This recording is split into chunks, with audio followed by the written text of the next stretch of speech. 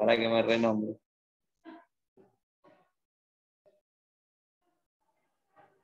Ahí.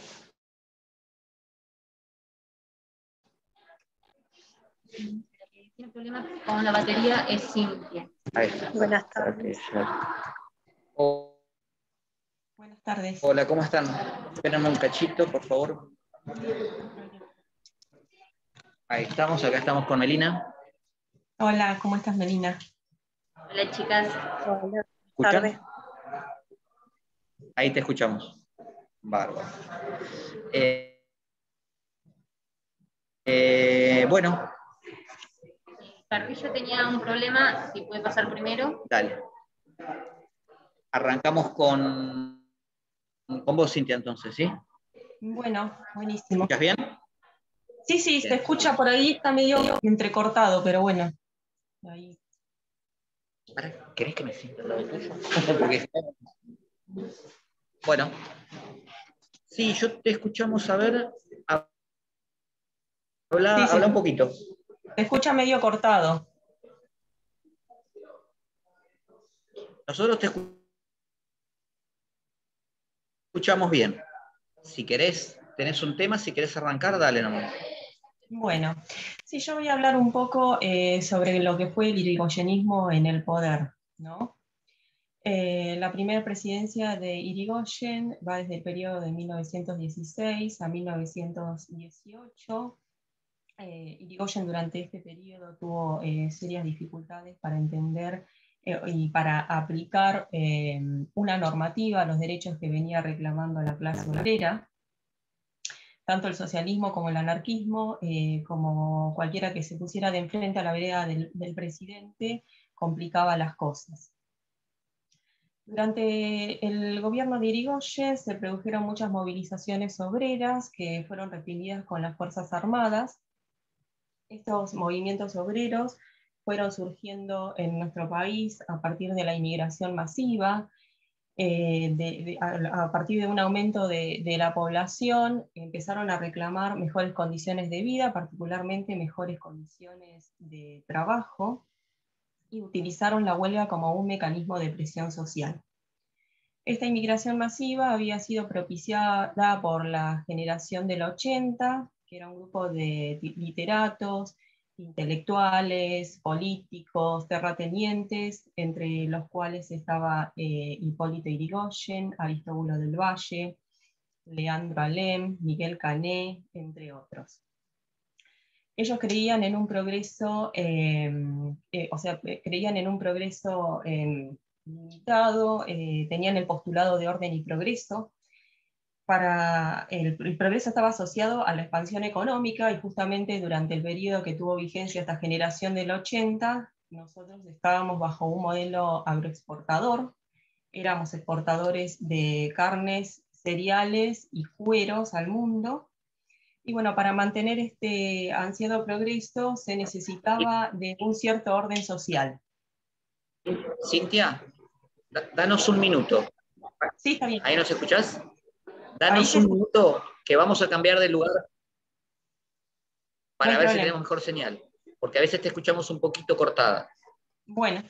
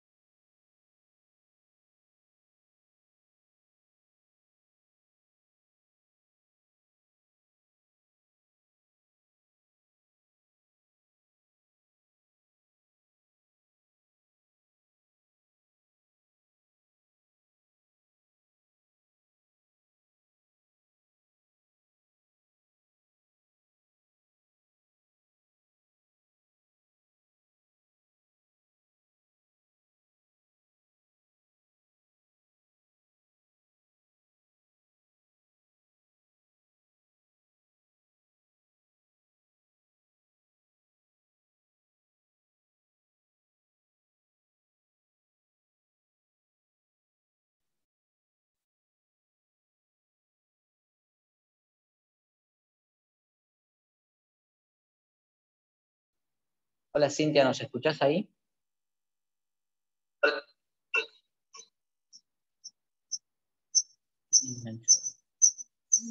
Sí, ahí se escucha.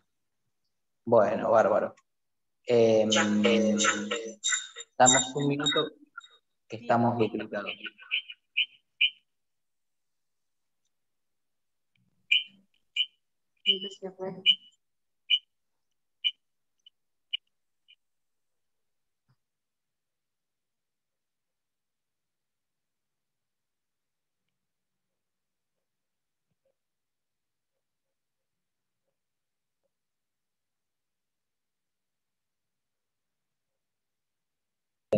Bueno, ahí estamos, Cintia. Me parece que ahora podemos seguir más o menos bien. Disculpa los problemas, pero bueno.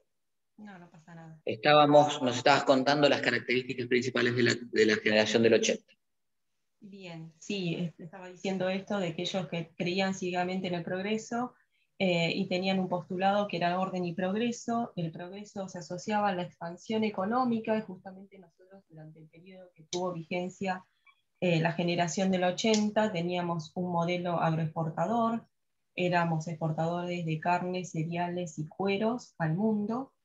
Bueno, y este orden, y para tener este progreso, se necesitaba cierto orden en la sociedad. La generación del 80 había propiciado, como dije, la inmigración masiva de europeos porque consideraban que tenían niveles de alfabetización más altos que los gauchos y los indígenas no tenían. Por lo tanto, eran funcionales a esta idea de progreso. Bueno, durante la segunda presidencia de Irigoyen, que fue a partir del año 1928, tuvo que enfrentar más dificultades de las que tuvo en su primer periodo. Lo primero que hizo Irigoyen cuando llegó al... Está bien, pero como arrancamos, digamos, con la presidencia de Irigoyen, fuimos para atrás con la generación del 80, perdón. Sí. ¿Qué pasó con esos conflictos en la primera presidencia de Irigoyen? ¿Qué pasó con esos conflictos obreros que tenían su germen en la ideología que habían traído de alguna manera esos trabajadores inmigrantes que habían venido desde Europa? ¿Cuáles fueron los dos conflictos principales y qué pasó? Bueno, se hicieron muchas manifestaciones obreras que fueron reprimidas con las Fuerzas Armadas. Una de ellas fue la Semana Trágica, que se produjo en los talleres metalúrgicos Bacena, que duró una semana y bueno, hubo muchos muertos durante ese conflicto. Recién, bueno, en su segundo periodo, Irigoyen va a sancionar una serie de leyes laborales para hacer, se podría decir, en realidad, para hacer frente, o sea, es una incipiente legislación laboral, una fecunda legislación laboral para hacer frente a los temas laborales que se le venían reclamando a su gobierno. Pero vamos de nuevo más para atrás. La Semana Trágica, la huelga de los astilleros Bacena es uno de los dos conflictos. ¿Cuál fue el segundo de los conflictos que tuvo que enfrentar Irigoyen en su primer gobierno?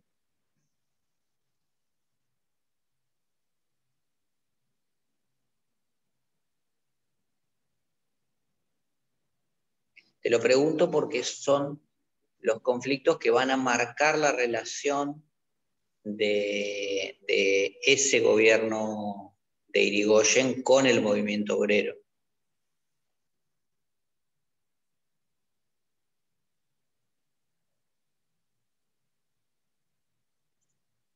No lo recuerdo, seguramente lo sé, pero no lo recuerdo. Bien, sí, es un conflicto muy importante que ha quedado en la historia argentina como uno emblemático, digamos. Bien.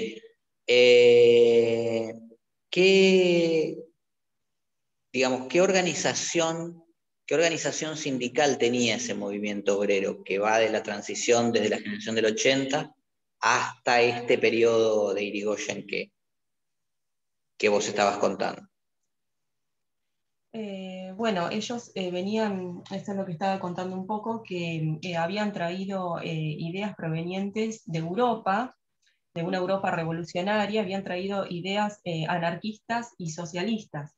O sea, lo que se había propiciado en sí era la inmigración europea, ¿no? Porque iba a traer mano de obra barata, iban a tener un nivel de alfabetización más alto que los gauchos y los indígenas no tenían, porque se los consideraban que eran Sí, bárbaros. sí, eso ya lo dijiste, pero ¿cuál es la diferencia entre lo que proponían los anarquistas una vez que llegaron a la Argentina y se organizaron y lo que proponían los socialistas? Bueno, los anarquistas lo que proponían básicamente era eliminar al Estado, porque lo consideraban que ellos no consideran al Estado como algo importante, algo necesario para la vida en la sociedad. Ellos apuntaban contra eso, contra la eliminación del Estado. Bien. ¿Y qué forma tenían de organizarse para llegar a ese objetivo? Ellos, bueno, como dije, lo que hacían eran huelgas, ¿no? Que, bueno, fueron reprimidas con las Fuerzas Armadas. Pero además de hacer huelgas, ¿qué otra organización se daba?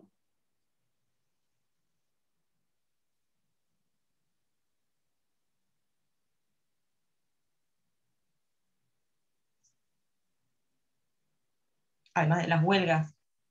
Claro, la huelga es una medida de lucha, ¿sí? Sí. Puntual.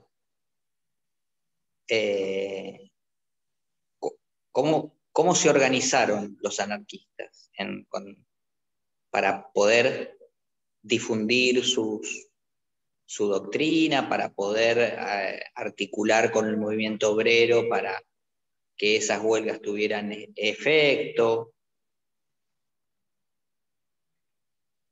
Bueno, se organizaban de una manera revolucionaria. De hecho,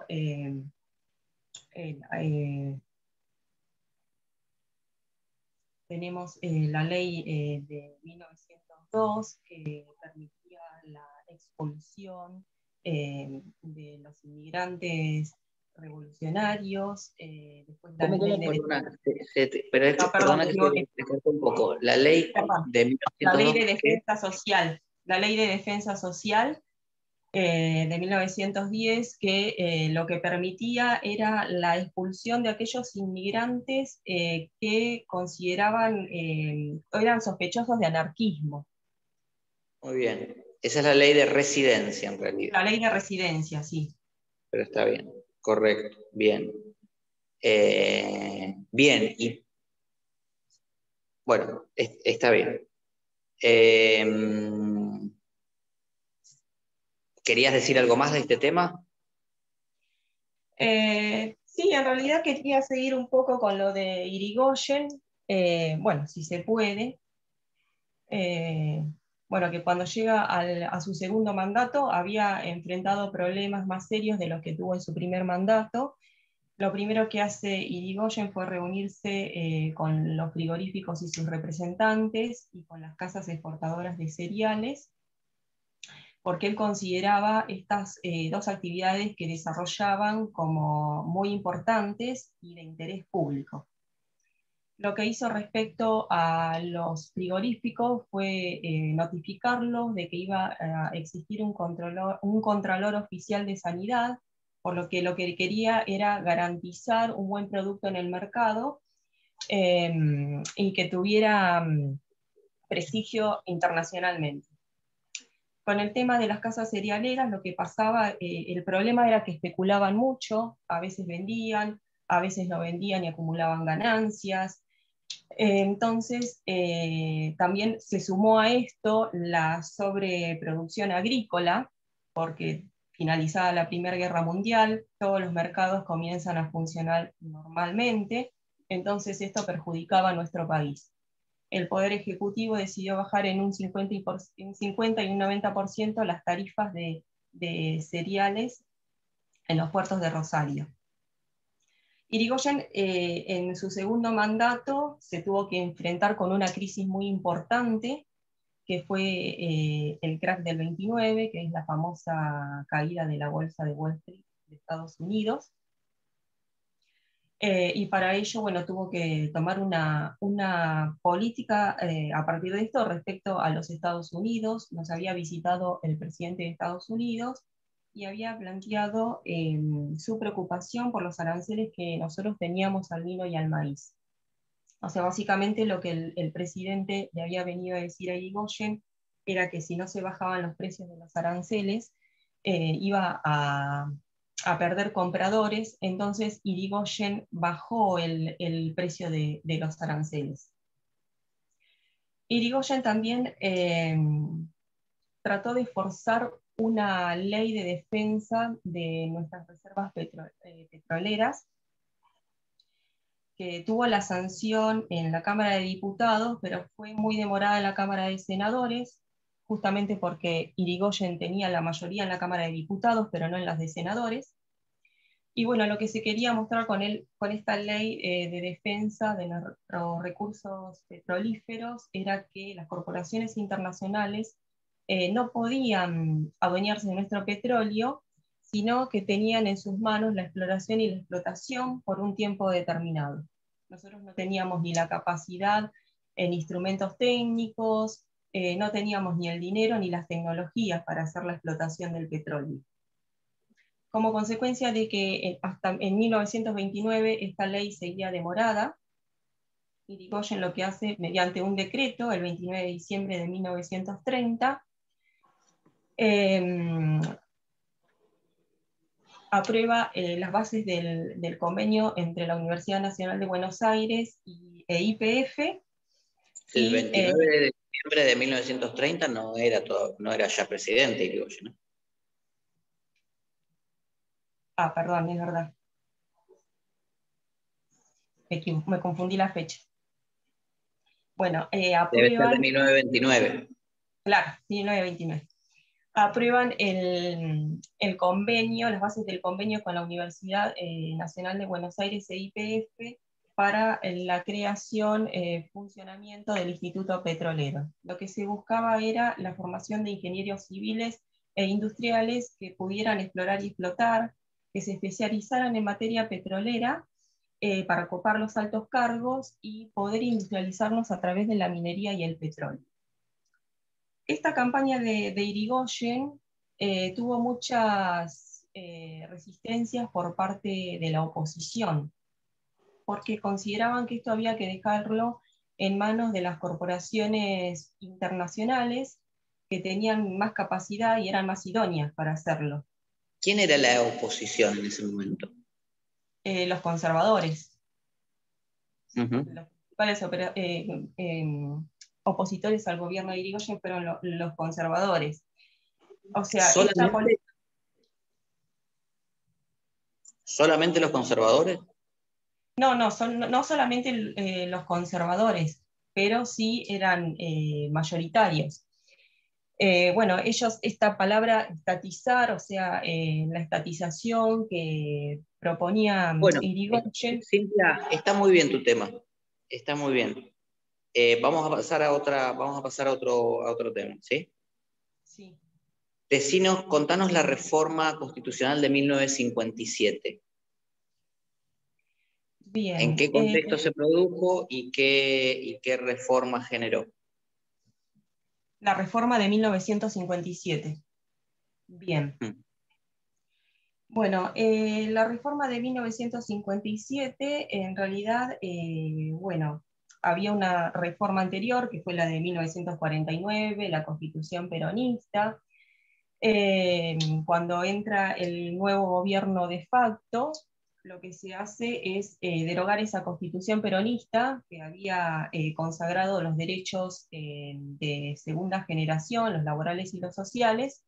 Se deroga esta Constitución porque el nuevo gobierno de facto considera que no tenían el quórum necesario en el momento de sesionar la Convención Constituyente. Entonces lo que hace este gobierno de facto fue derogar la Constitución peronista y en el año 1957 convocan a una Convención Constituyente Lo que sucede ahí es que,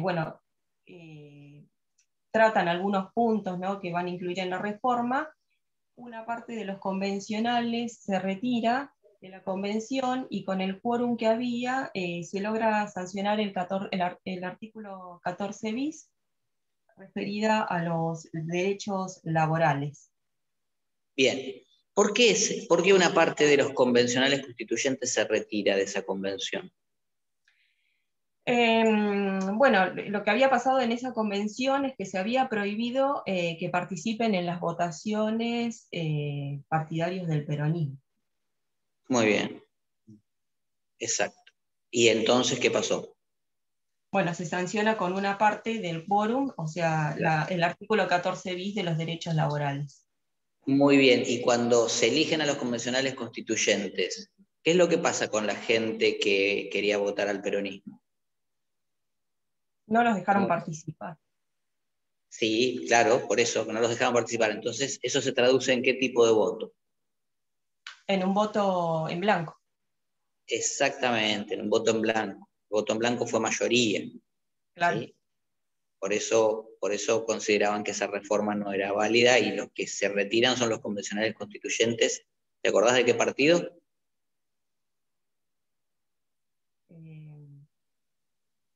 Si no te acordás no importa, pero No me acuerdo.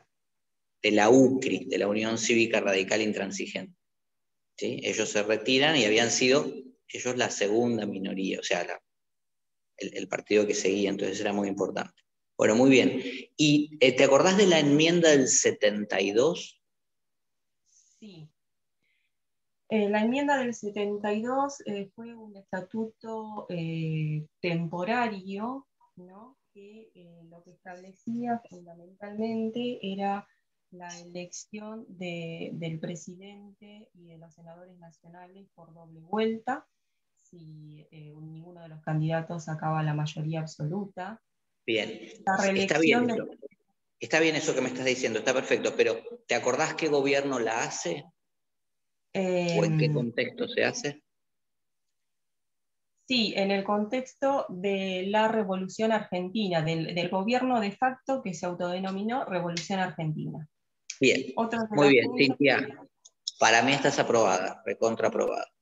Bueno, Está muy muchas bien. gracias. Hago una pregunta, profesor. ¿El certificado para presentar en el trabajo, cómo tengo que hacer? Si mal no entiendo, tenés que pedirlo por el SUI.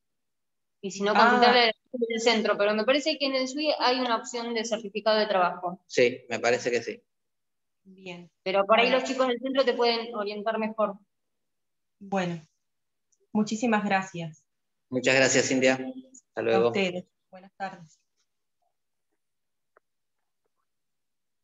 Hola, Melina, ¿cómo va? Hola, buenas tardes. ¿Todo bien? Bien, gracias. Bueno, contame, ¿querés arrancar con un tema o te preguntamos? Sí, el tema es la reforma universitaria de 1918. Dale. Bueno, la reforma, perdón, disculpe, se produjo durante la presidencia de Irigoyen, de Hipólito Yrigoyen, en Córdoba, en la Universidad Nacional de Córdoba, la Facultad de Medicina, y los hechos que precipitaron, o sea, el factor desencadenante fue la supresión del internado del Hospital de Clínicas por parte de las autoridades universitarias. Los estudiantes ahí en el internado tenían la única escuela de medicina donde realizaban prácticas médicas, y también los estudiantes de otras provincias tenían la oportunidad de estudiar en la facultad. Bueno, y anteriormente, los estudiantes tenían otras inquietudes por ejemplo, el gobierno universitario no se elegía democráticamente y era vitalicio, y los planes de estudios no estaban actualizados, ya que era es la universidad más antigua de Argentina, fundada en 1613, y tenía una fuerte tendencia clerical. Bueno, los estudiantes conforman la Federación Universitaria Argentina, y un grupo de estudiantes se reúne la FUA con Irigoyen, quien apoya las reformas, y interviene federalmente la universidad mediante Nicolás Matieso. Profe, disculpe que no lo puedo ver.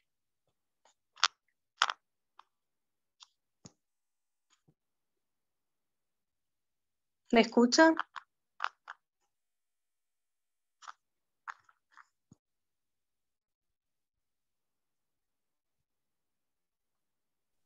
Ahí te escuchamos, Melina, perdona. ¿Se escucha? Bueno, no hay problema.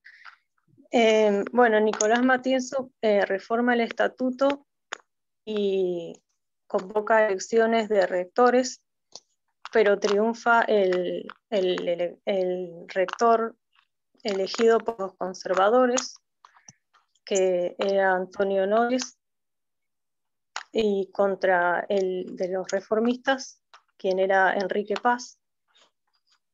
Bueno, frente a esto, los estudiantes convocan una huelga general, y el 21 de junio de 1918 se publica en la Gaceta Universitaria el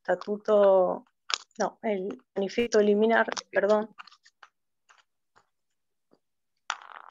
redactado por Roca Deodoro,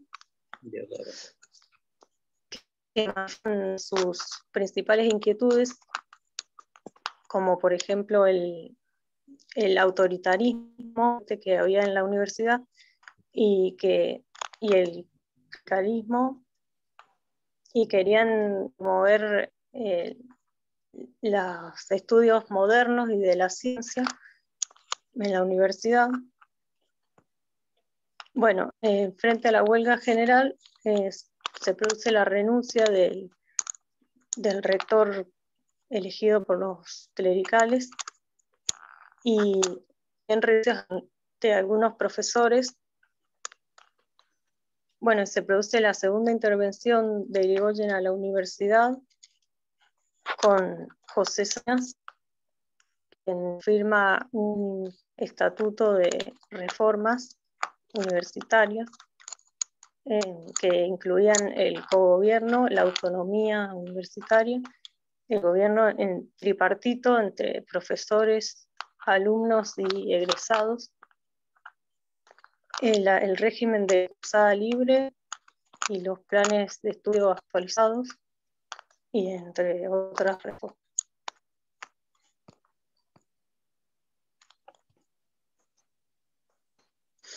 Bien. ¿Y por qué nosotros estudiamos ese proceso? ¿Por qué te parece que nosotros estudiamos ese proceso en esta materia? ¿Qué consecuencias trajo esas jornadas del 18?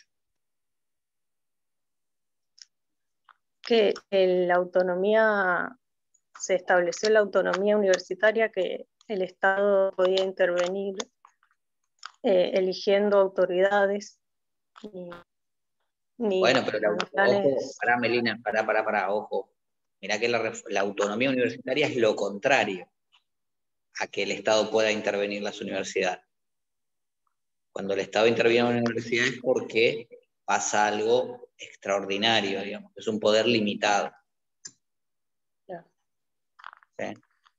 Pero bueno, ¿qué pasó con esa reforma, con el manifiesto liminar, con los principios que había propuesto el movimiento estudiantil en ese momento? ¿Qué pasó después con esas ideas?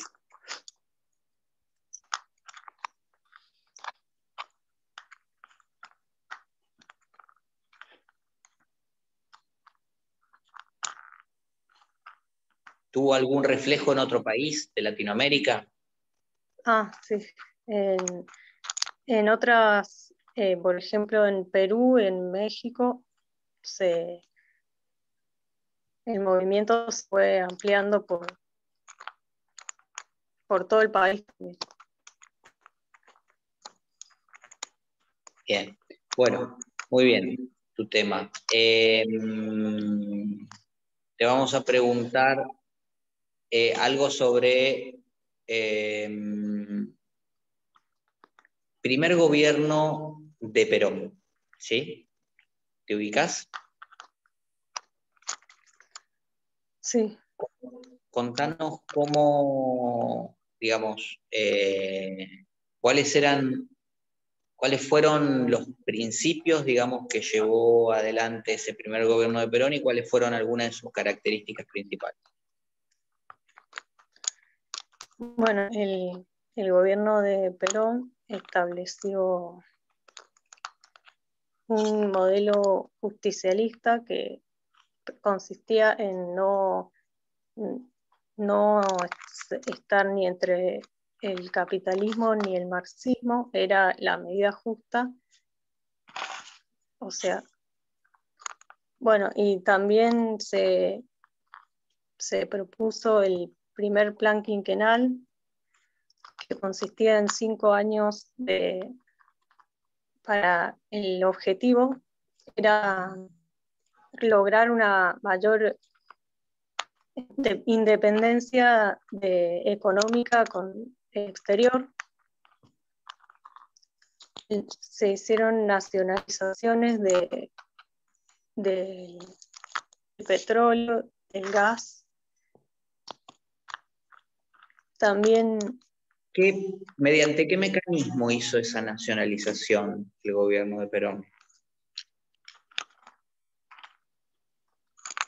O sea, ¿qué hizo para nacionalizar el petróleo, el gas, las fuentes de recursos naturales?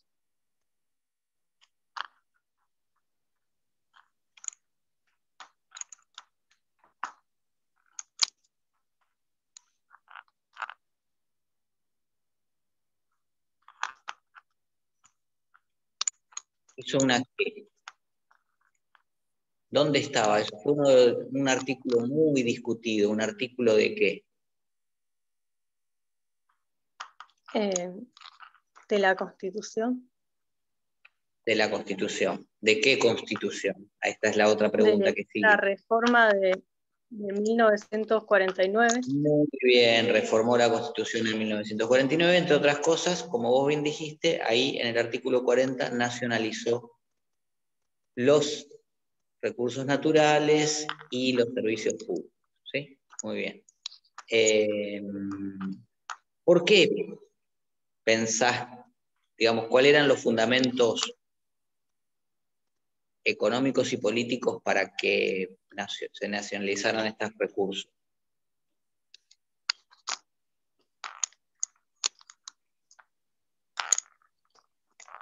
Porque se llevó a cabo el sistema económico ya que venía del gas y... ¿Del qué? No perdona que se te cortó. ¿El sistema económico del qué? De la industrialización por sustitución de importaciones. Eso es un proceso que se da antes, continúa un poquito durante los años de Perón, pero más que eso, se importaban el Perón, digo, se importaba el gas y el petróleo.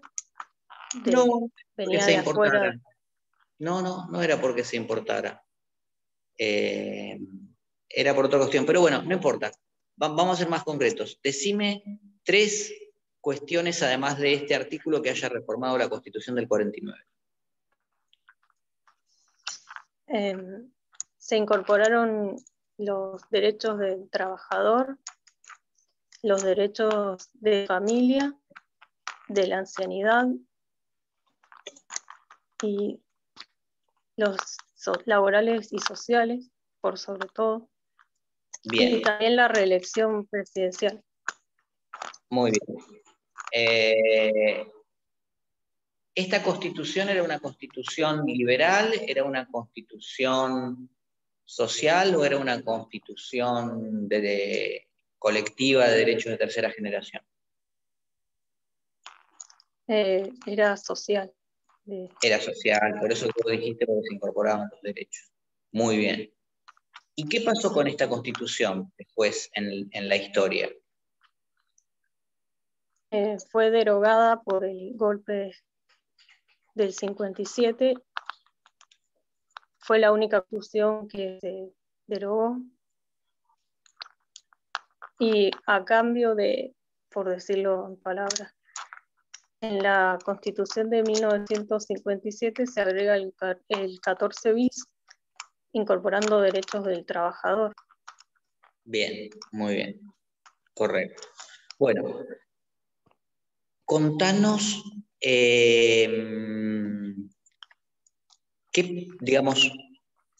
fue el Pacto de Olivos?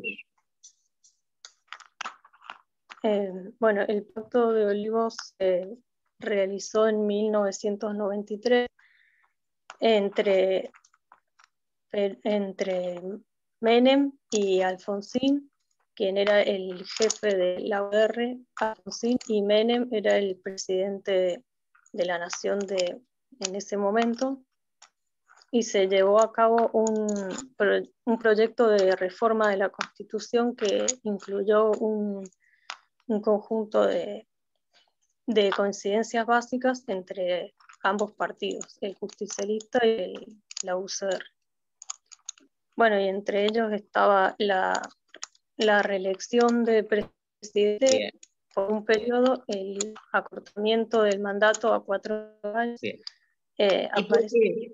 Está muy bien eso que está diciendo Melina. ¿Y por qué era necesario un pacto? ¿Por qué fue necesario un pacto? Porque en el Senado la UCR no podía llegar, por decirlo, con los votos, porque estaban en contra, debido a que Alfonsín había querido hacer una reforma constitucional en su mandato presidencial. Bien, muy bien. Muy bien, Melina, para mí estás aprobada también. Gracias. Bueno, de nada, nos vemos. Adiós. Suerte, No, éxitos en las próximas materias. Espero que disfrutes teoría constitucional con todo esto que sabes de la reforma. bueno, muchas gracias. Chao, chao. Gracias.